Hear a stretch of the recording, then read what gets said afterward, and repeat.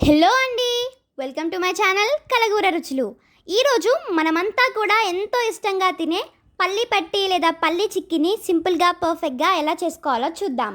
ముందుగా 1.5 కప్పుల పల్లీలను ఇలా లో ఫ్లేమ్లో కలుపుతూ జాగ్రత్తగా మాడిపోకుండా వేయించుకోవాలి. ఇవి బాగా వేగాక పొట్టు తీసి ఇలా 2 పీసెస్లా చేసుకోండి. 1 కప్పు బెల్లం తీసుకుందాం. నేను ఇక్కడ 1.5 కప్పుల పల్లీలకు 1 కప్పు బెల్లం వాడుతున్నాను. ఇప్పుడు దీన్ని కలుపుతూ కరిగించుకోవాలి. బెల్లం ఇలా పూర్తిగా కరిగాక కరెక్ట్గా పాకం వచ్చిందో లేదో చెక్ చేసుకుందాం. ఇలా నీళ్ళల్లో పాకం వేసి చూడండి. ఇలా విరిస్తే విరగాలి, అప్పుడే చిక్కీకి పర్ఫెక్ట్ పాకం వచ్చినట్టు. ఇప్పుడు ఇందులోకి వేయించి పొట్టు తీసిన పల్లీలను యాడ్ చేసి కలుపుకోండి. నెయ్యి రాసిన ప్లేట్లోకి ఈ మిశ్రమాన్ని తీసుకొని ఇలా స్ప్రెడ్ చేసుకోవాలి. ఫ్లాట్గా ఉండే ఒక చిన్న గిన్నెకి ఇలా నెయ్యి అప్లై చేసి దాంతో ఈవెన్గా స్ప్రెడ్ చేసుకోండి. దీన్ని కొద్దిసేపు చల్లారనివ్వండి.